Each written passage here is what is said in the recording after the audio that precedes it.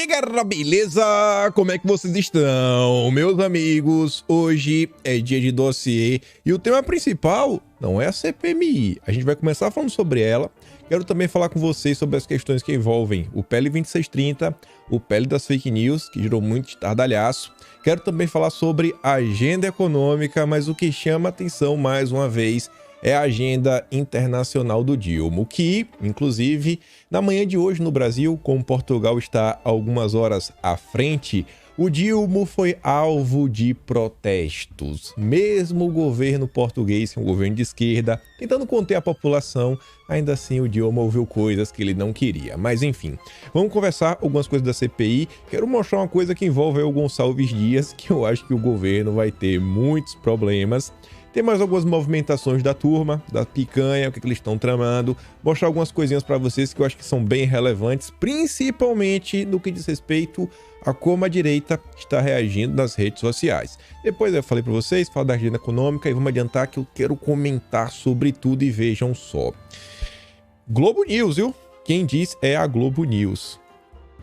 O Otávio Guedes disse que o general, no caso o Gonçalves Dias, ele foi alertado sobre invasão em prédios públicos no dia 8 de janeiro.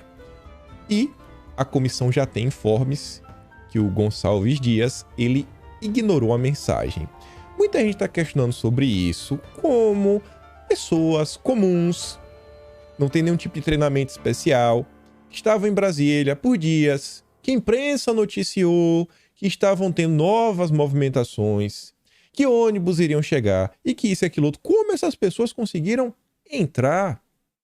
Será que não faltou por parte do governo, né, um tipo de apoio, um pouco mais de esforço, algo assim do gênero? Mas enfim, comentando isso daí, a Globo News tá repercutindo. Pega isso, e eu falei que queria falar mais do Gonçalves Dias, Thaís Oyama. Ninguém ia falar que ela é bolsonarista, né? Gonçalves Dias prevaricou ao não procurar a Polícia Federal após o 8 de janeiro. Não sei o que tô falando, viu? É os investigadores. E segundo a Thaís Oyama.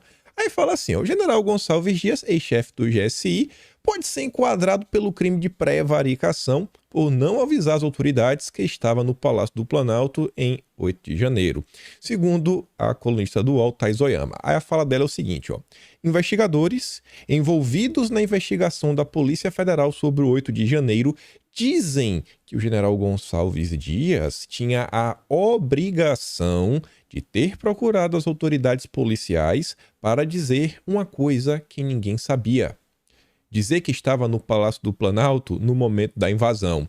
Portanto, ele poderia ajudar a Polícia Federal a não só reconhecer os invasores, como também, posteriormente, ajudar na individualização da conduta. Vocês viram, a gente comentou no vídeo ontem, o Capelli, a turma do desgoverno, já tá tentando falar o seguinte, não, olha só, o cara tava lá 8 dias, a culpa é dele, ou do Heleno, do Braga Neto, daquela conversa mole. Bom, uma pergunta que eu acho que o Capelli não vai conseguir responder com esse argumento, né, fraco. Se a culpa é do Heleno, do Braga Neto, etc, tudo mais, por que o GSI negou o acesso à informação das câmeras 8 vezes para a imprensa? E segundo, porque o GSI negou informações para a Câmara Federal? E terceiro, a mais interessante de todas, porque o GSI negou acesso às informações à CPI do Distrito Federal, que inclusive o PT apoia, sob a justificativa que o tamanho dos arquivos era grande demais. Porque quando você pega tudo isso, o que você vê no final do dia? O general Gonçalves Dias aparecendo nas gravações. Você junta toda essa situação, junto com o fato que a Thaís Oyama narra que os investigadores dizem que o general pode ter prevaricado, então é meio complicado. E se ele prevaricou enquanto um ministro do Lula, né?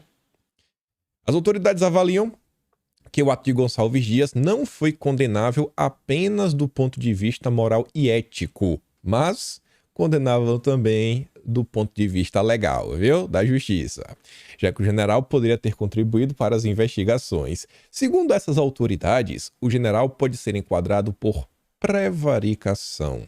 A situação do general está cada vez mais complicada. Antes de passar, nenhuma notícia, nenhum comentário em toda a imprensa brasileira sobre o caso do jornalista. E por que isso é importante?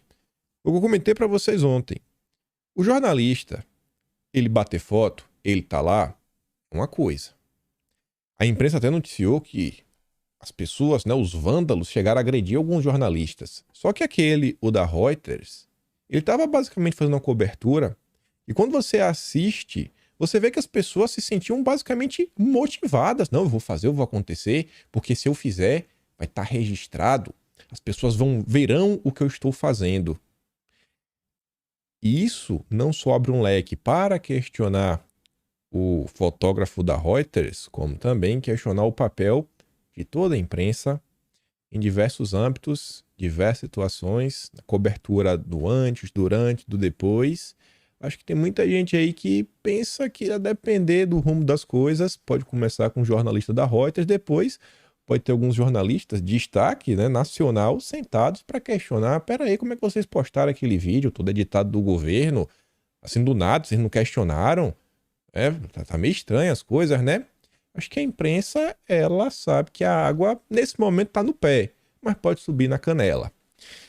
Globo News, mais uma vez, o que preocupa o Dilma não é sequer a questão da narrativa. Não está preocupado com a narrativa. Diz a Globo News, né? Não sei se é verdade. Mas o Dilma estaria preocupado com a relação do governo com o Exército, já que os militares seriam convocados para depor na CPMI, né? E aí diz que o movimento poderia desgastar a relação. O Dilma estaria tão preocupado? Mas vamos continuar. Pagaria muitos reais pelo áudio disso aqui. O Sampancha coloca, né? E é um momento, é um vídeo onde o ministro da Justiça e Segurança Pública, o Flávio Dino, está indignado, ele gesticula, e aquela gesticulação você vê que tava, Maria, brigando. O Múcio lançou o lazinho aqui, ó. Peraí, não briga comigo não, Dino. Não briga não. Acho que a turma já andava meio insatisfeita com o Múcio. O Múcio nunca foi da patota. E não sei. Tem pra mim que se chamarem o Múcio, e eu acho que ele vai ser chamado em algum momento, começarem a apertar, talvez o Múcio possa ser um dos candidatos a se tornar o Gabas dessa CPI. Tô com esse pressentimento, não sei por quê. Acho que se apertarem direito, vamos ver, né? Ele é um cara que não é petista de carteirinha. Eu não acho que o Múcio ia blindar, passar pano pro Lula até o último momento, que pode levar alguns petistas, né, governistas, a tentarem, né, tentar acalmar as coisas, colocarem panos quentes, o nosso ministro da Defesa. Aqui agora algumas coisas sérias que eu quero chamar a atenção de vocês. Se você parar para olhar aqui em seus nomes que já estão sendo veiculados, os governistas raiz para valer, que é a turma do PT, que estão sendo escalados. Randolfo Rodrigues, dispensa apresentações. Janones, vocês conhecem bem. Omar Aziz, presidente da última CPMI, desculpa, da última CPI da pandemia. O Otto Alencar, também estava lá no tal G7. Lindeberg Farias, para nem explicar, né? E Renan Calheiros.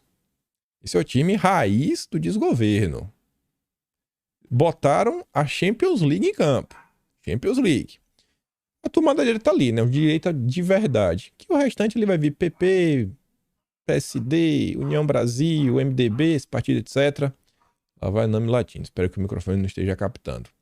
Eu espero de coração que a turma da direita, toda a turma que tá ali, né? Já pré-cotada para realmente assumir, foi anunciado. Como não tá oficializado 100%, né? A CPMI ainda não foi protocolada. Deve ser protocolada hoje pelo Pacheco. Espero que a turma entre sabendo quem tá do lado de lá. Não é a lacração que vai vencer, não vai ser a mitada. Tem que ir realmente com um foco, né, sabendo como a coisa funciona. E aí, eu quero pegar esse comentário e mostrar mais algumas coisinhas extras. A gente vai falar de rede social. Uma coisa, você vê, ó, Renan Calheiros, que não é bobo, já está atuando para ser o relator da CPMI e quer se utilizar do fato que o MDB faz parte, né, do bloco majoritário do Senado, para isso falar, não, já que estou no bloco majoritário, eu quero ser o relator dessa CPMI, porque o que está sendo previsto até então é que o presidente seja um deputado e o relator um senador. Que existe uma espécie de rodízio. A última CPMI foi a das fake news. E na época o presidente era o Ângelo Coronel, senador do PSD do Kassab, e a relatora era a Lídice da Mata, semana do PSB. E agora muda os papéis. Continuando aqui, A turma do desgoverno vai entrar com tudo que eles possuem em campo, fora o apoio da imprensa, a Rede Globo, vocês sabem como é. O governo terá gabinete de crise no Congresso para monitorar a CPMI. E esse gabinete vai ser a mesma coisa da CPI da pandemia, principalmente com os mesmos atores e aqueles perfis das redes sociais que muito ajudaram, na verdade, nasceram na CPI da pandemia. Aí tá ali, ó, que o objetivo será criar uma base para levantar documentos, organizar requerimentos, buscar fragilidades da oposição, subsidiar parlamentares, entre outros pontos. O local, possivelmente, liderança do governo no Congresso. Quem é? Randolfo Rodrigues. Randolfo, então, que vai fazer esse meio de campo, vão tentar repetir tudo o que fizeram na CPI da pandemia. O Padilha, normalmente, tudo que ele fala é o contrário. Vai lá na Globo News falar que as tensões em torno da CPMI não interferem na agenda do governo, ou seja, vão interferir. Isso é mais do que óbvio, todo mundo sabe. O Padilha não acerta uma, né? Tudo que o Padilha fala para a imprensa é apenas propaganda do desgoverno. Ou seja, se ele está falando que não, é que com certeza vai atrapalhar. E aí, gente, essa é a parte aqui que eu acho que pede mais atenção. Até ontem eu estava muito de boa mesmo, observando com calma, sem deixar nenhum tipo de emoção me pegar, seja de meu Deus, será que vai dar bom? Meu Deus, será que vai dar ruim? Só esperando para ver, vendo as notícias, acompanhando aqui a situação, sem querer bater martelo em muita coisa. Só comecei a ver algumas coisas que começaram realmente a me preocupar. E de verdade. Que é o seguinte. Isso aqui é uma postagem. Os fact-checkers já voltaram, né? Checamos. O Lula estava em Araraquara em 8 de janeiro e visitou o Planalto à noite depois da invasão. E isso realmente é verdade. Eu lembro disso. E aí o Estadão coloca ali um post que mostra que é mentiroso. Post falando, ó, novas imagens. Mostram que Lula estava em Brasília no dia 8, mas ele mente que estava em Araraquara. Não, ele não está mentindo, isso é verdade. Isso foi uma postagem vinda da direita. Mas essa é até de boa. Olha essas aqui. Lembrando que essa semana vai ter a votação da urgência do PL 2630 e talvez a votação do projeto em si também. Olha o que a Gleisi Hoffmann diz. A turma das fake news conseguiu inventar que eu estava dentro do Palácio do Planalto com os golpistas. Nas redes bolsonaristas circula a foto de um golpista e estão dizendo que sou eu. É muito desespero. E pessoal, eu vou falar para vocês com toda a honestidade. Não é a Gleisi Hoffmann, e sim, isso circulou na direita. Vocês podem aceitar a realidade que é dura e fazer uma mínima autocrítica, porque a CPMI ela vai começar e tentar entender, pô, peraí, o que é que agrega e o que é que não agrega? Os deputados vão estar lá, os governistas vão estar lá. Agora, se as redes sociais estiverem jogando contra, vocês podem acabar descredibilizando o trabalho de todos os deputados e senadores que fazem oposição a esse governo. Sabe quem estava compartilhando isso daqui? Uma das principais pessoas? A mesma turma que falava que tinha as fontes, as super informações de bastidor, ali naquele período do pós-eleição. As mesmas. Uma específica, a mesma galera. E a turma compartilhando. Pessoas apareceram nas redes sociais falando, gente, isso é mentira. E vários comentários de pessoas de direita, não é infiltrado, não vem com esse papo. A galera da direita falando assim, ó, só estamos fazendo uma pergunta. Qual o problema? Sentiu? Gente, esse tipo de atuação pode se virar contra a direita e descredibilizar todo o trabalho que pode ser desenvolvido nos próximos dias pelos deputados e senadores. Mais uma vez, e isso só ganha repercussão por causa da galera que compartilha. Aí o Paulo Pimenta responde abaixo falando o seguinte, ó. Não, eu vou ler primeiro do Flávio Dino, porque depois a gente vai mudar com o Paulo Pimenta do tema. Minha solidariedade, estimada deputada, a verdade e a força da lei vencerão mais uma vez os golpistas desvairados. E as postagens rodando. E aí o pessoal diz, olha só, essa é oposição, vive da mentira. O Paulo Pimenta comenta o seguinte, ó, até a bandeira do meu estado virou bandeira do MST. Isso para os bolsonaristas, né, desesperados. O Paulo Pimenta, ele é do Rio Grande do Sul. Eu fui atrás dessa postagem. Antes de tudo, né, até ficou fora de ordem. Essa é a bandeira do Rio Grande do Sul. Vocês podem ver, ela é amarela, verde e vermelha, tem um brasão no meio. Não sei se a pessoa achou que tava com a bandeira do MST e também uma bandeira do Brasil. Eu não sei o que passou na cabeça. A Tsuga até falou assim, ó, não é uma bandeira do Brasil que o cara segura. Por alguma razão, minha mulher tá me ligando. Deixa eu dar uma pausa aqui pra ver o que é. Não era nada importante. Tá ali a bandeira, né? Aí, Tsuga diz, não é uma bandeira do MST que o cara segura. A postagem, gente, da direita, que tá no ar até agora, e eu tirei a pessoa, porque o intuito aqui não é a pessoa em si. Aqui é você olhar a questão como um todo. Isso só viralizou, só virou um problema, porque a postagem, até o presente momento, e não foi apagada. A pessoa não teve a coragem de apagar a postagem. É a pessoa direita, é uma pessoa famosa. Pessoa famosa. 1,5 milhão de visualizações. Quase 24 mil curtidas. O que é que passa na cabeça de alguém curtir isso? E ainda, eu olhei mais cedo, ela tava com umas 20 e poucas mil. Passado algumas horas, mesmo com aviso aqui ó, do Fact Check falando que é mentira, as pessoas continuaram curtindo. A postagem assim, ó, pergunta para a CPMI fazer o que esse patriota estaria fazendo com a bandeira do MST na mão. O bicho é a bandeira do Rio Grande do Sul.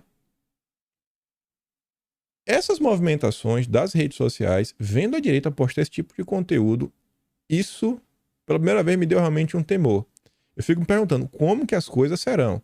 Um monte de mensagem, não, porque olha só, agora, aí, um monte de codinome para falar da Gleisi, codinome para falar do Flávio Dino, codinome para falar do Lula, não, porque isso aqui, aquilo, outro. Pessoal, uma CPI como essa, ela não vai levar ao impeachment do Lula.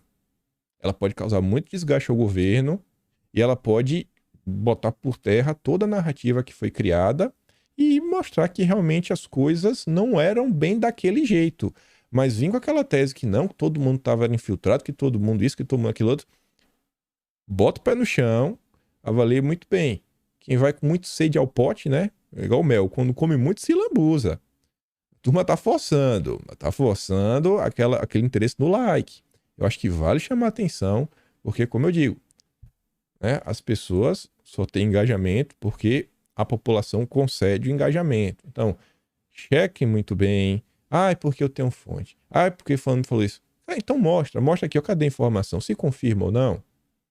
Muito cuidado, muito cuidado. A turma do governo tem tudo na mão. Tem a TV, tem os jornais, tem os fact-checkers, tem a máquina na mão, né? Emendas, cargos, etc, tudo mais. Se as redes sociais não jogarem de forma, sabe, organizada, pegando as informações realmente reais, colocando na mesa.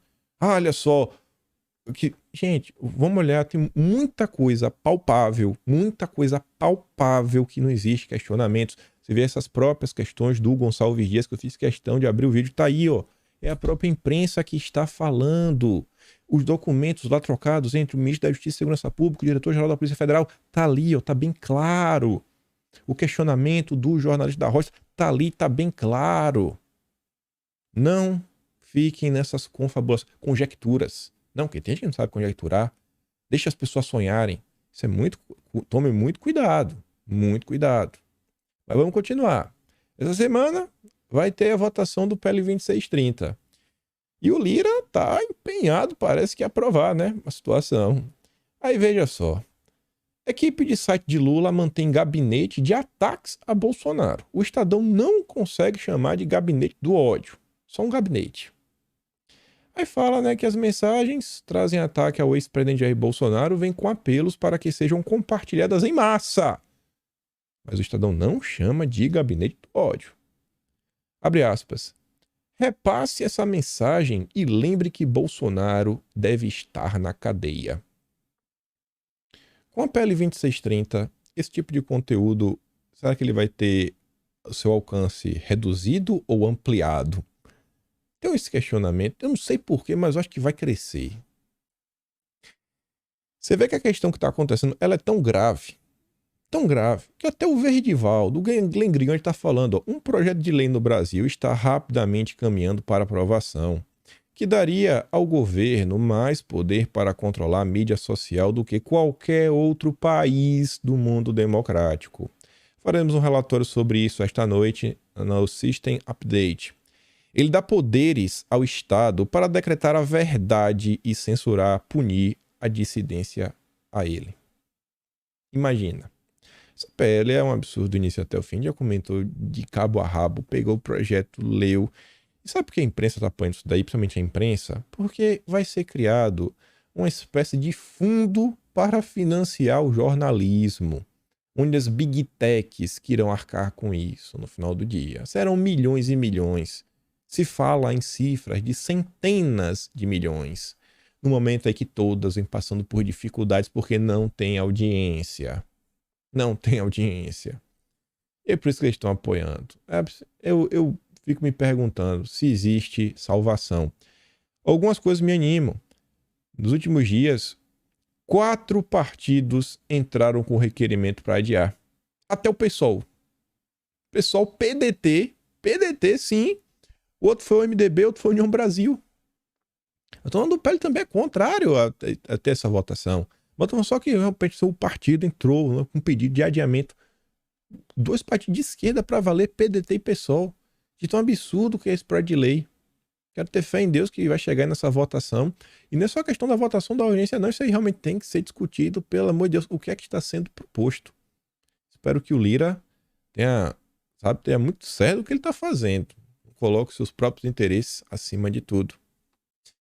Outra coisa aqui que envolve comunicação, e você vê que é o mesmo movimento no Brasil ao redor de todo o planeta. No dia de ontem, a Fox, né, a Fox News mais especificamente, encerrou seu contrato com Tucker Carlson. Então, você conhece ele pelo menos de vista. Foi aquele cara que entrevistou Bolsonaro. E se a turma reclama que não tem audiência, é exatamente por não falar a verdade, né? Ou então, não sei, né, o que está acontecendo. Mas você vê, ó, após a Fox News anunciar que encerrou o contrato com Tucker Carlson, as ações caíram 5%. 5%. Isso representou $1 bilhão de prejuízo. Seria esse o valor do Tucker Carlson? $1 bilhão? Mais de 5 bilhões de reais. Mas a imprensa não quer falar a verdade. A imprensa quer ter o poder. E ela quer ser financiada para continuar mantendo e ajudando, né, um grupo político. Que é o que acontece.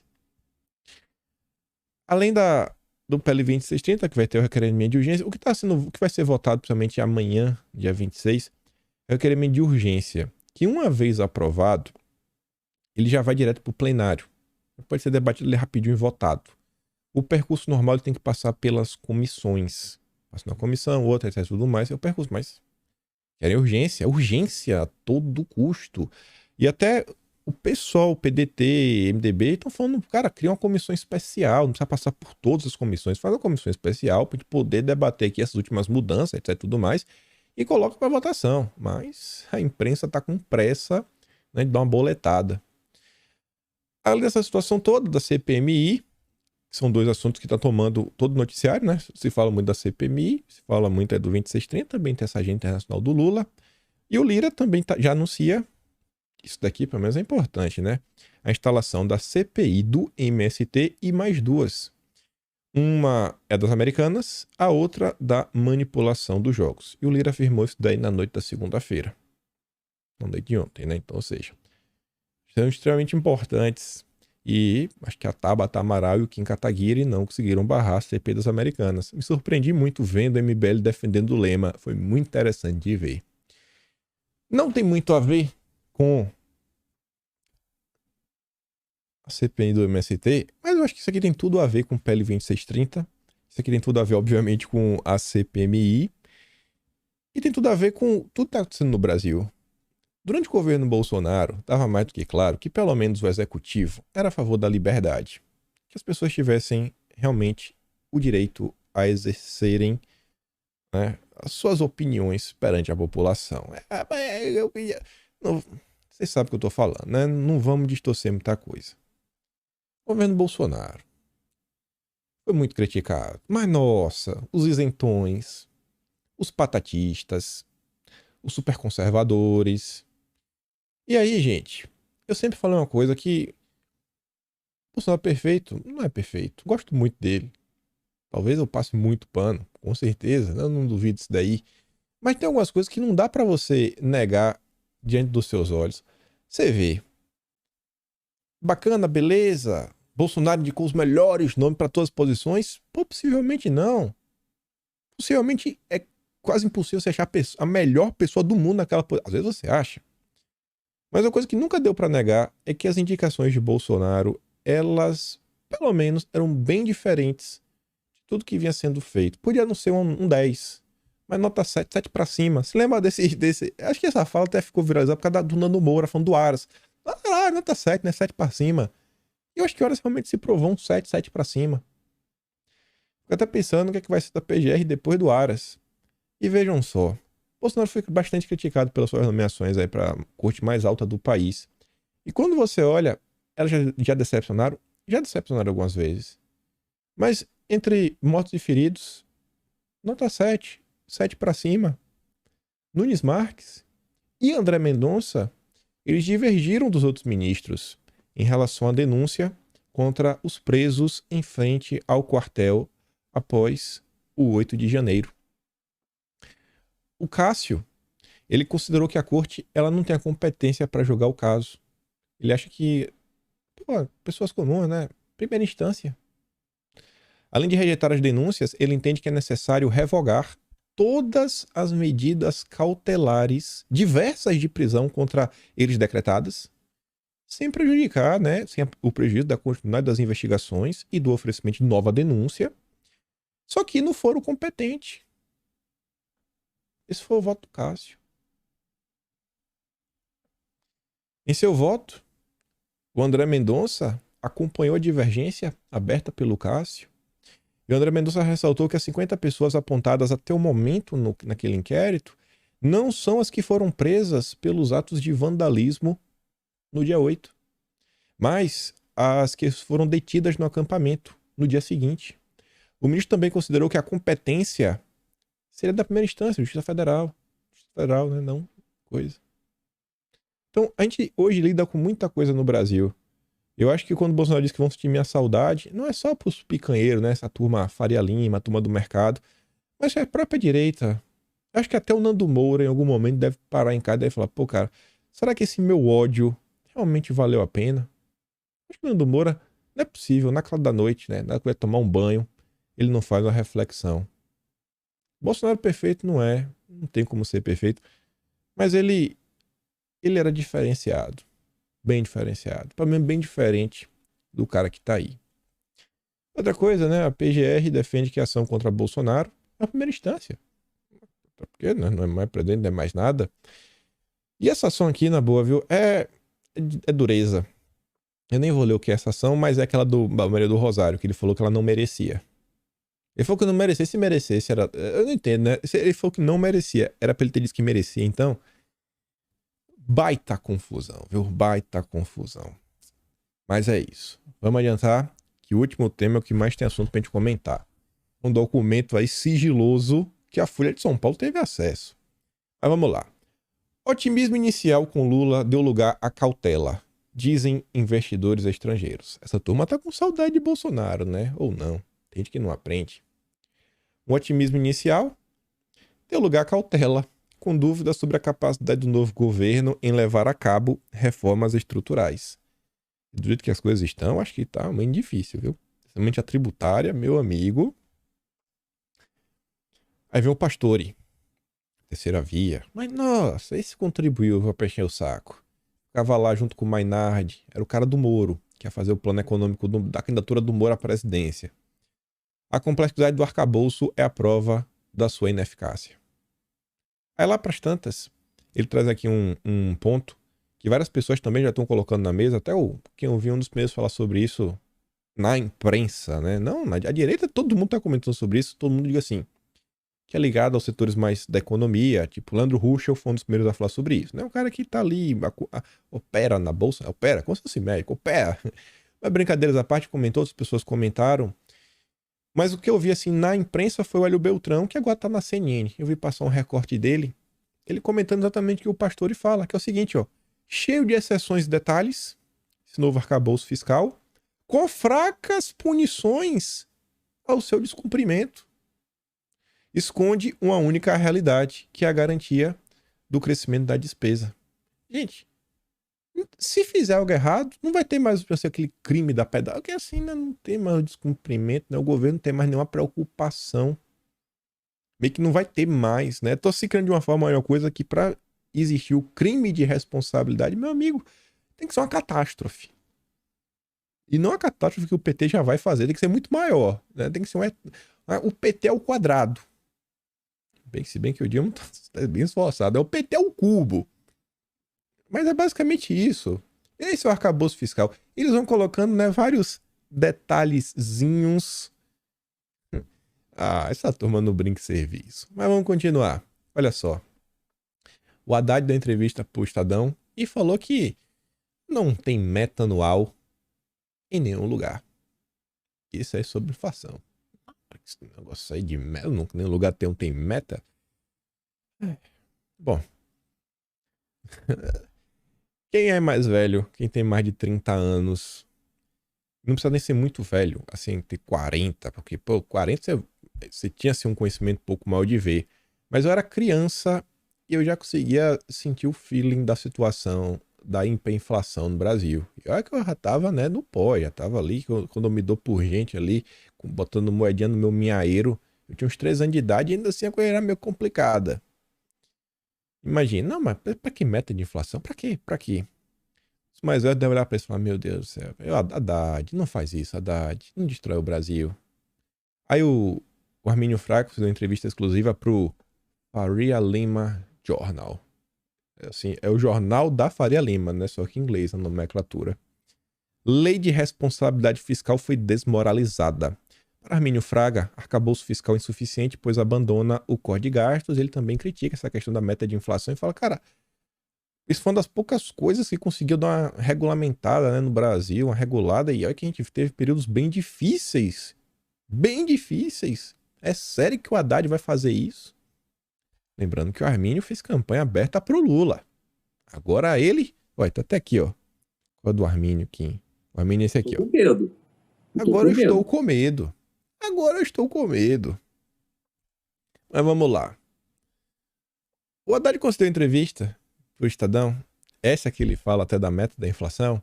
Eu quero mostrar para vocês um item que vai fazer muito sentido lá na frente. Muito sentido. Na verdade, esse item nem faz tanto, né? A própria manchete em si faz mais sentido. Mas essa entrevista, o Haddad. Queremos abrir a caixa preta das renúncias fiscais, detalhar CNPJ por CNPJ. Será que vai olhar o CNPJ da Rede Globo? Eu duvido. O ministro da Fazenda disse que está preparando com a AGU lista para explicar todos os privilégios. E aí uma das perguntas da entrevista, perguntando se o Haddad vai ou não vai conseguir emplacar a reforma tributária, e por que agora seria diferente, né? E por que agora o senhor acha que vai ser diferente? Por que o senhor acha que agora vai conseguir emplacar a reforma tributária? E o Haddad responde, se a imprensa trouxer para a luz do dia, e vocês continuarem trazendo, né? Que nós, ao invés de matar a fome, de atender as pessoas no posto de saúde, reduzir a fila do SUS, estamos aprovando um benefício fiscal para quem não precisa. Se isso estiver escancarado aos olhos de todo mundo, como eu pretendo, estamos dialogando com a CGU, né, que temos que explicitar os benefícios fiscais CNPJ por CNPJ. Ou seja, o Haddad está falando, cara, a diferença agora é que o PT tem a empresa na mão, né? Bolsonaro não tinha, era inimigo. O Temer também. Agora a gente manda, vocês obedecem. E assim, ó, eu não sou economista, mas tem algumas questões que na minha cabeça é matemática básica. Pensa o seguinte, ó. A partir do momento que tem a regra, e a regra está em cima da mesa, todo mundo tenta tirar o máximo do máximo do máximo do máximo do máximo do máximo da regra. E eles baseiam todo o sistema financeiro de uma empresa naquela regra, né? Todas as regras. Então, a composição de preços, de custos, de tudo já está baseado nessa regra. Se você muda a regra, você vai mudar a forma como todas as empresas operam. Não tem como você mudar essas regras e o empresário absorver todos os custos. Eles podem absorver parte. Eu tenho certeza que essas renúncias fiscais, em algum ponto, ela gera algum tipo de concorrência. E o empresário, por mais que ele lucre, etc, tudo mais, ele trabalha com a taxa pequena. Ele trabalha com a taxa pequena para ele ter um produto dele competitivo. Tanto que já comentou que uma reforma tributária, como está sendo feito, pode comprometer a indústria nacional. Ou será que o interesse é esse? Será que o interesse é destruir a indústria do Brasil e realmente deixar claro que o Brasil nasceu para ser a fazendinha do mundo? Eu não estou fazendo essa pergunta à toa. Eu vou trazer a resposta. Então, assim, isso é bem complicado. Então, quando a Haddad ele vai, ele mexe nessas regras, no final do dia, quem vai pagar mais caro vai ser o consumidor. E principalmente a indústria brasileira vai ficar menos competitiva. Eu não tenho muita habilidade no âmbito tributário, mas o que eu acho que pode fazer num primeiro momento é primeiro você simplifica. Porque se você consegue simplificar, ainda que você mantenha todos esses tributos, etc, tudo mais, fica mais barato de operar, fica mais simples, já vai reduzir um pouco o custo. Então, no primeiro momento simplifica, depois você começa a fazer, quem sabe você coloca assim umas faixas de progressão, né, da redução de benefício, porque aí vem esse processo, né, a revolução industrial, o governo vem também com trabalho de infraestrutura, baratear energia, baratear o custo de logística. Eu acho que tem que mudar mais certo, né? Não dessa forma como o Haddad está propondo a reforma tributária. Renato compartilhou aqui uma postagem do Ciro Nogueira, que eu achei interessante. Fala o seguinte, vocês já repararam que o governo Lula é tigrão com o Banco Central, mas é tchutchuca com os banqueiros? Bom, eu reparei, não minto. Fala em aumentar impostos de todo mundo, menos do setor financeiro. Tchutchuca da Febraban. O Haddad e a Febraban, bota no Google aí. Bota no Google. Vê as matérias que aparecem. Haddad e Febraban. Bota no Google aí, não falo mais nada. Até pergunta, né? Por isso que a desdolarização do Dilma não passa de mais uma propaganda política? Mas com certeza. Vocês acham que os bancos brasileiros vão querer desdolarizar? Tudo com negócio nacional? Itaú. Pelo amor de Deus, né? Eu fico de cara quem acredita na narrativa da Globo. Por outro lado, aqui não é renúncia fiscal. A Shine fechou a parceria com a Conte Minas, do sobrinho do Lula, né? O sobrinho em consideração, né? O filho do ex-vice-presidente José de Alencar, o Josué Gomes, lá da Fiesp, aquele que fez a cartinha pro Lula, né? Da democracia. Olha, a Conte Minas brilhou, viu? Conte Minas PN dispara 100% a 2,42, maior alta desde maio de 2006. O que foi que aconteceu? O acordo, né, com a Shine para produzir. Rapaz, eu queria ser o sobrinho de consideração do Lula, viu? Eita, ele, viu? Josué jogador. Eita, jogador. Eita, amigo o quê, Renato? É sobrinho de consideração, rapaz. O José de Alencar, esse tá do lado. Onde é que ele tiver, né? Não sei. Espero ter no céu, deve estar olhando e falar: eita, Lula, tá cuidando do meu menino, tá cuidando bem. Governo Dilma quer acelerar a liberação de verba extra para conter pressão no Congresso. Isso aqui é para aprovar, né, as medidas, né? Busca acelerar repasse de verbas para cada deputado, melhorar o clima no Congresso e aprovar as medidas de interesse no Planalto. E também, óbvio, aqui tem até a CPMI do meio, né? O governo não é bobo. Para minha surpresa, mas não é surpresa, né? Já sentou no colo. Olha só, o Marcos Pereira era odiado pela Rede Globo, porque é ligado à Record. Eu nunca me lembro de ter visto o Marcos Pereira na Globo. Bastou sentar no colo do Lula semana passada, foi por causa dele que o requerimento da CPMI não foi lido pelo Pacheco, ele que articulou o adiamento da comissão. Agora o Marcos Pereira já tem cadeira cativa na Rede Globo. Olha só, brilhando. A minha Leitão não estava lá pelo que eu vi, mas está brilhando já na Globo. E foi para lá para avançar, pedir o apoio da reforma tributária. Marcos Pereira disse que a proposta de reforma tributária já está madura para ser aprovada e que, a depender do texto, o partido apoiará. Sobre arcabouço fiscal, afirma que é preciso fazer ajuste. Olha, não dá para pedir para ele ser excomungado, porque ele é evangélico, mas ele pode ser expulso. Essa reforma tributária, ela vem para criar condição do imposto verde e do mercado de carbono. Deus fez a natureza para o ser humano utilizar.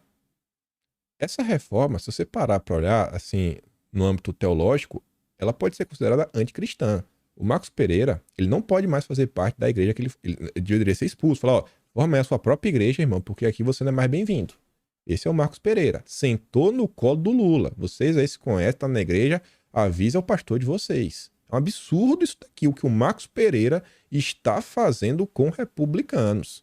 E fica falando que ele é independente. Mas vamos continuar. Na reforma, governo quer taxação maior para cigarro, bebida e alimento. Isso não é reforma tributária também, viu? É o imposto do pecado. O Ministério da Saúde quer aproveitar a reforma tributária e aumentar a incidência de impostos sobre esses produtos que comprometem a saúde. E esse é o ponto. No primeiro momento, gente, você fala, não, isso é importante mesmo, tem que desestimular as pessoas. Só que, você não acha meio perigoso deixar na mão do governo, né, essa possibilidade de tributar o que compromete a saúde? O que compromete a saúde é o que a ciência diz que compromete, né? Vocês confiam na ciência do governo Lula? Vamos pegar um exemplo bacana? Ovo. Ovo tem hora que é bom, ovo tem hora que é ruim. Não, é bom, é ruim. É bom, é ruim. Hoje o ovo é bom. Amanhã o ovo, se você comer até 2 é bom. Aí do peito, é complicado. Carne bovina? O peito do boi. Ó, carbono. Complicado, viu? Vocês estão vendo como essa reforma é essa daí que o Marcos Pereira tá indo pra Globo apoiar. Eu não levaria mais na Record. Expulsaria dos republicanos e da igreja. Aí vem, ó. Faria Lima. Olha a Faria Lima. O coração da Faria Lima, né? A B3, a Bovespa. Vai fazer um IPO, né? Simbólico, né? Que não existe, porque não tem pra vender. É só pra galera depositar um dinheiro de caridade, né? Simbólico do planeta Terra. Ai, meu Deus, em parceria com a ONU, né? Vamos fazer a QP pra todo mundo botar um dinheiro nas ações. Engordar os cofres da ONU. E quando será o IPO dos Sem Picanha? A B3 se transformou em uma máquina de disseminação da agenda woke no mercado financeiro. Se o mercado está de um lado, fique do outro. Fique no outro, você não vai se arrepender. E já que estamos falando da ONU, etc, tudo mais, tem uns 19 minutos, eu acho que não vai passar de 1h05, sem dúvidas. Vamos falar o mais rápido que der, porque isso aqui é importantíssimo. O Dilma está lá em Portugal. Dilma é alvo de protesto organizado pela extrema-direita. Extrema, Ave Maria, né? Mas pelo menos noticiou. A Globo vai esconder. Os protestos acontecem nas imediações da Assembleia da República de Portugal. Os manifestantes seguram cartazes com frases como lugar... Dá uma lida aí, né? Não vou nem ler, podia não ficar com raiva de mim, mas tá ali, ó. Lugar é na pipipi. E tolerância zero à corrupção. A polícia não divulgou uma estimativa de presente nos atos. Essa aqui é a imagem que o Igor Gadelha disponibilizou. Você consegue ler também, né? O cartaz, bem bonito. Ave Maria. Olha, tem até uma foto aqui que parece umas grades, né? Sei lá, mas tudo bem, né? Tudo bem. É do jogo. O Metrópolis também postou um vídeo que, assim, eles deram destaque ao Fora Lula. Mas eu realmente fiquei na dúvida o que foi gritado no início do vídeo, porque realmente tá muito abafado, muito barulho. E às vezes você fica querendo ouvir o que não tá. Mas o Fora Lula tá bem claro. Isso porque vocês vão acabar se deparando ao longo do dia na internet. O governo português dividiu as áreas. Eles colocaram próximo a Lula os seus apoiadores. Gente, é tão ridículo que só tem jornalista com as câmeras gigantes e assim, não tem 20 pessoas, pessoal. Não tô nem querendo diminuir, pelo menos o vídeo já circulou no início da manhã. E já a oposição tem muita gente. Muita. Não tem assim, 100 mil pessoas, mas mais de 1.000 pessoas ali eu acho que tem. Contam as 20 que apoiam o Lula. E o cara segue humilhando o Brasil pro mundo, né? Servidores da Embaixada do Brasil em Madrid planejam greve na chegada de Lula à Espanha. Passar vergonha no exterior virou uma instituição política brasileira. Faz o L, né, Madalene? Faz o L. Janja se torna alvo de críticas após receber homenagem de presidente português. Qual foi o serviço prestado à nação?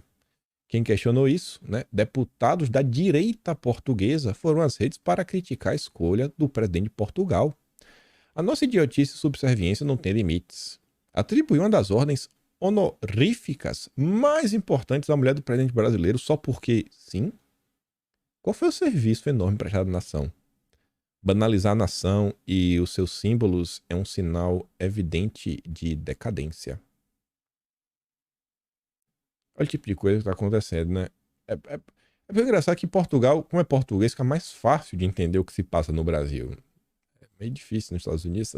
Você enganar um americano é mais fácil, né? Ele não lê português, mas o português de Portugal lê e entende. Não é muito difícil dar um Google e descobrir o que está acontecendo no Brasil, o que aconteceu no passado não muito distante, não mesmo, né? Nem 10 anos atrás. Ai, Dilma. Olha aqui, ó, o grande estadista. Olha a indústria brasileira perdendo, hein? Estatal ucraniana de aviões suspende negociações com o Brasil após declaração de Lula. Os picanheiros estavam lá celebrando que o Lula trouxe mais de 50 bilhões de investimento do Oriente. Trouxe mesmo, tô esperando, viu? Aí diz que ó, a estatal suspendeu em razão das declarações do Dilma e esse daqui, o investimento seria de 50 bilhões de dólares. Geração de 10 mil empregos diretos e indiretos. A indústria nacional está sendo destruída, né? Parabéns, Lula. Parabéns, Haddad também. E aí que vamos lá. Texto mais interessante do dia de ontem, mais importante, se conecta com várias coisas, tentar ser o mais breve e direto possível para não ficar muito longo. E, gente do céu, obviamente a CPMI está aí, está acontecendo no Brasil neste exato momento, é muito mais palpável. O PL 2630 nem se fala. É porque no Brasil tem tanta coisa interessante que é difícil não prestar atenção, né? Mas vamos lá. A Folha de São Paulo soltou uma nota que eu achei interessantíssima por diversas coisas. Documento secreto indica a preocupação da União Europeia com o governo Dilma. A União Europeia, olha aí, arquivo vazado do Bloco Europeu expressa reservas em relação à postura do Dilma sobre o conflito na Europa e meio ambiente. A União Europeia está preocupada com a posição do Brasil, né, em relação ao conflito e com a falta de cumprimento de obrigações na área ambiental. Traduz isso daqui o seguinte, né? Eles querem mais. Eles querem que a reforma tributária corra o quanto antes. Eles sabem que se não colocar as correntes no Brasil, no âmbito ambiental, esse país está condenado a dar certo. Ainda que o Dilma faça tudo errado, o povo brasileiro é um povo criativo, é um povo trabalhador, é um povo empreendedor. O povo brasileiro sobreviveu ao PT. Então tem que colocar essas amarras. Se as informações não públicas, conforme é dito no texto, não trazem informações bombásticas, trazem, viu? São um vislumbre do trabalho de bastidor da diplomacia atual e traçam um instantâneo de como o Brasil é visto neste momento pela Europa. O documento, obtido nesta segunda-feira pela Folha de São Paulo, teve o seu teor inicialmente divulgado pelo site de notícia americano, o Político. Na hora que eu vi isso, eu falei, rapaz, foi aquele site que a gente comentou na semana passada, que saiu os bastidores do encontro que o Lula teve com figuras da política nos Estados Unidos. Quem escreveu a nota do Político da semana passada, que a gente comentou, foi o Alexander Burns. E só quem comentou isso, né, que eu acabei vendo assim, que eu postando alguma coisa, foi aquele coríbico que eu sempre venho fazendo questão de ler, que é um cara que faz toda essa cobertura do BRICS e tá sempre olhando de olho no Brasil. É um cara, ele não é brasileiro, é um americano, mora em Moscou, é lido pela esquerda nacional e vê o mesmo jornal agora, o Político vem tendo muito acesso a essas coisas, né? Tá interessante. Vale começar a botar na lista de leitura. Mas vejam só. Apesar dos líderes europeus se mostrarem aliviados com a eleição do Lula, quem poderia imaginar, né? Estavam torcendo por... E com a volta do Brasil ao cenário internacional, o texto mostra preocupação. Com o quê? Bom, relançar parceria estratégica com o Brasil é um dos pontos do documento descrito como de interesse da comunidade europeia. A União Europeia está preocupada que o foco de Lula na reindustrialização possa se tornar protecionista. É o tópico citado. Gente, não lê o texto. Eles não estão preocupados com protecionismo. Eles não estão preocupados. Na verdade, eles estão. Tu sabe o que é protecionismo? É o que a França faz. Protecionismo ocorre de duas formas. A primeira, na hora que vem um produto importado, você tributa para ele ficar mais caro e o produto nacional ter mais competitividade, você proteger a indústria nacional, ou você dá renúncia fiscal para as indústrias nacionais, que o Haddad vai tirar. Tá entendendo? Olha só, rapaz. O Haddad vai retirar o protecionismo que a Europa tanto quer que retire. Eita, Haddad, danado. Entre os interesses do Brasil, diz a União Europeia, está ser reconhecido e tratado como ator global. Eu traduzo para vocês. O Lula quer o prêmio Nobel. Isso não é piada. A imprensa já noticiou sobre isso. O Merval Pereira, da Globo, já falou sobre isso. Inclusive falou que o Lula pode conseguir na seara ambiental. O Bastidor também já falou sobre isso. O cara está deslumbrado. Ele é movido pelo ego. Ou seja, é capaz da Europa dar um Nobel para ele entregar o Brasil. E ele entrega o Brasil. Preparado por diplomatas do bloco, o plano de ação da União Europeia sobre as consequências geopolíticas do conflito na Europa detalha estratégias para reaproximar ou manter a proximidade dos 4 países: Chile, Brasil, Nigéria e Cazaquistão. Olha a posição do Cazaquistão no mapa. No momento que o mundo está partindo, né? E o Oriente está se distanciando do Ocidente. Olha onde é que está o Cazaquistão. Tem muito petróleo. Nigéria, economia que mais prospera na África. Brasil e Chile, fazendinhas com muitos minérios. Para nem explicar, né? E estão aqui na América Latina, trazendo o Brasil, você leva todo mundo de brinde, né? Comando Foro de São Paulo. Na introdução, há um breve resumo da situação de cada país e a do Brasil diz o seguinte: o atual governo mostra sinais de disposição para intensificar a cooperação, ou seja, o idioma está disposto. Uma estrutura para fortalecer o engajamento já existe, uma vez que a União Europeia já tem parceria estratégica que pode ser reativada. O avanço do acordo União Europeia-Mercosul será de fundamental importância. O que é que o Lula foi fazer na Europa agora? Destravar esse acordo. A introdução revela a razão do relatório. Tornou-se claro, após o início do conflito, que as consequências eram globais. Eu, sem chance de errar, eu não sou especialista em geopolítica, esse é o conflito que terá as maiores consequências desde que aconteceu e terminou lá de 1945. Que vem, esse daqui, ele mudou o eixo do mundo e como as coisas funcionavam. Rompeu várias pontes e fortaleceu pontes que já haviam sendo construídas, como vem sendo essa questão do BRICS. O texto dos diplomatas europeus cita ainda um ambiente geopolítico competitivo em que não há apenas uma batalha de narrativas, mas também uma batalha de ofertas. E a oferta é o seguinte: se você colar com a gente, com os europeus, a gente vai fortalecer a democracia. Você sabe o que é fortalecer a democracia, né? É PL 2630. A perpetuação do poder está garantida. Não é a agenda woke que vem aí. O mercado financeiro te ama, quem sabe até um prêmio Nobel. Mas também tem a oferta do BRICS. Qual das ofertas é melhor para o Brasil? Nenhuma das duas. A melhor oferta do Brasil é colocar o Brasil em primeiro lugar. Essa que deveria ser a oferta que o Brasil deveria acatar. Mas não é isso que está acontecendo. E eu não sei nem se isso é possível, porque o mundo está pedindo um posicionamento. Esse é o ponto. Essa é a tradução que eles estão falando. Em especial, infere-se com os 4 países citados, o plano de ação faz exatamente isso, com base na geografia, na influência regional. Compre um, pague um, leve 5. Compre o Brasil, leve a América Latina e Central inteira. É isso, gente. O Brasil é importantíssimo por tudo que a gente tem. Aí depois coloca, né? Lá no final, não, tá no Folha de São Paulo. Interesses da União Europeia. Olha como é interessante, né? Relançar a parceria estratégica, balela. Bom, concluiu o acordo. O Dilma foi lá fazer isso. Ponto 2. Obter maior apoio político do Brasil na ONU, globalmente e regionalmente. Eu vou trazer uma notícia sobre isso. Na verdade, eu trouxe no vídeo de anteontem, mas eu vou relembrar. Ou seja, eles querem fortalecer a ONU, né? Fortalecer a ala globalista. Acesso ao mercado e aumento de oportunidades no Brasil para negócios e investimentos da União Europeia. Ou seja, destruir a indústria nacional, né? Tirar qualquer tipo de proteção e facilitar a entrada dos produtos deles. Depois, obter o reconhecimento brasileiro para as garantias de segurança alimentar da União Europeia, ou seja, vire a nossa fazendinha, a nossa. Impulsionar a cooperação em transformações verdes digitais, ações climáticas e ambiente, isso aí é pauta central do governo. Garantir matérias-primas essenciais para o Acordo Verde, ou seja, minerais. Minerais, é o que eles querem. Querem os minerais. E o PL 91, a exploração da Amazônia, nunca vai passar, a não ser que seja para as ONGs, os zongueiros, né? Os zongueiros falarem que é a turma do bem.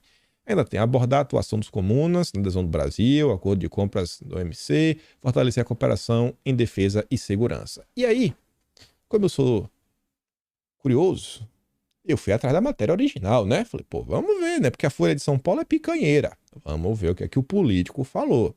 A matéria original tá ali, né? Já vou ler a tradução. União Europeia planeja adoçantes para afastar países da Rússia e do Oriente.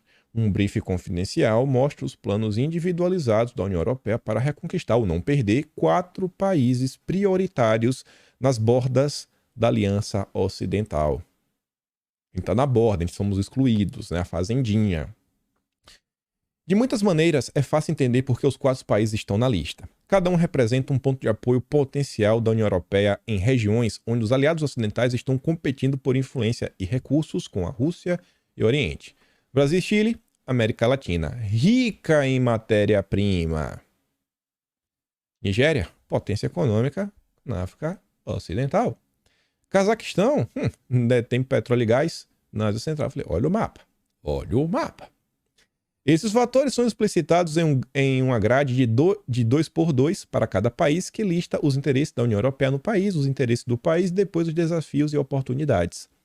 A América Latina encabeça a lista, com Brasil e Chile listados em primeiro lugar. Há uma firme convicção entre nossos líderes, disse um segundo alto funcionário da União Europeia, de que a América Latina e Caribe são a chave.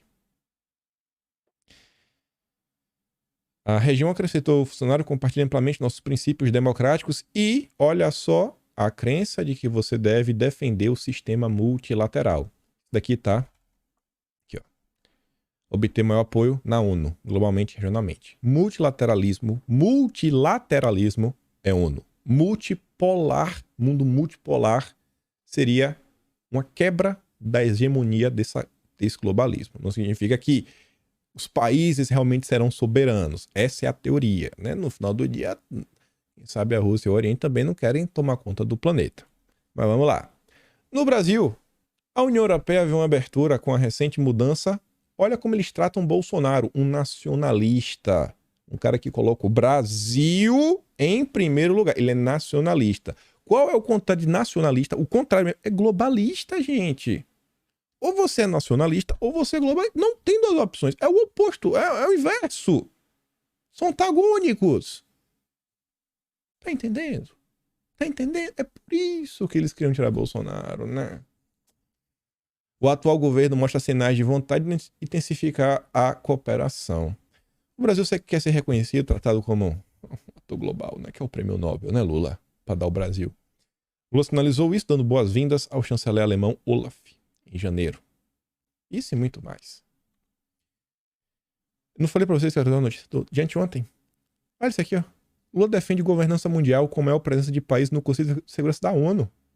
Essa nota aqui fala diversas coisas, dentre uma delas, que o Lula cobra que a ONU tenha mais poder para tomar decisões, de modo que as COPs sejam basicamente obrigatórias, que o Congresso nem possa discutir, só tem que implementar. É exatamente o que a União Europeia está pedindo. É exatamente o que a União Europeia está pedindo. Não tem mais... Esse país não é governado... Parece que ele não é governado mais pelo Brasil. Parece que o trabalho aqui da esquerda no Brasil é só avançar com a agenda woke, a agenda SG, sabe? É silenciar os brasileiros e transformar o Brasil na fazendinha. Olha essa nota. BRICS receberam 19 pedidos de filiação ao grupo neste ano. O BRICS ele foi criado, eu acho que ninguém botava a fé. O grupo lá, os pobres estão se juntando. Os pobres estão se juntando. O problema é que esses pobres cresceram, 2 deles, né? Um demais. O Oriente aí, né? A economia tá pau a pau com os Estados Unidos, em termos de tamanho, né? Um parque industrial robusto. O outro, meu Deus, tem uma gama gigantesca também de matéria-prima, né? Minerais, petróleo, que é a Rússia.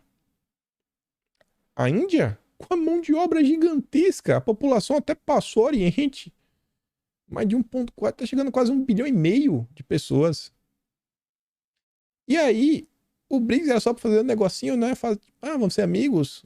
Tá se tornando realmente uma espécie de uma ONU para competir com a ONU. Lá tem lá o governo global da ONU, do outro lado tem o BRICS. São batalha de 2 gigantes. Isso daqui é a esquerda, ó. A discussão na esquerda tá anos-luz. Eu nem sabia o que era BRICS Plus. Eu vi porque vez eu tô lá assistindo as lives da esquerda. Eu tô lá aquele Pepe Escobar lá no Brasil 247. E os lugares que ele também participa. O BRICS Pact está expandindo, trazendo mais países, formar uma coalizão entre eles. Aí o Ocidente fala, a gente vai colocar sanção. Caguei. Eu não preciso de você, eu não vendo pra vocês. Eu vou vender tudo que eu produzo pra essa galera aqui, ó. Vamos ajudar. Será que esses países, que a maior parte são autocracias, ou seja, o cara tá lá, o cara manda, desmanda, faz o que quiser da cambalhota. Por que essa galera no final do dia tá muito preocupada se tá dando muito lucro ou pouco lucro? Tem um projeto de nação sendo criado. E o Ocidente tá preocupado só com controle governo global. 13 países já pediram formalmente para fazer parte, enquanto outros 6 fizeram consultas. O computador de minha mãe tá piscando e apagando. Ela tá falando que a bateria tá cheia. E olha essa nota, pra gente encerrar o vídeo de hoje. Deu menos de hora e 5. Saiu ontem, 5 da tarde. Olha isso daqui. E eu tô batendo na tecla. A turma que fica aí da Rede Globo, não, é porque o Lula, ele virou aliado da Rússia, não, ele vai desdolarizar. Meu Deus, que mentira. Ó, e Lula cedeu, é a manchete.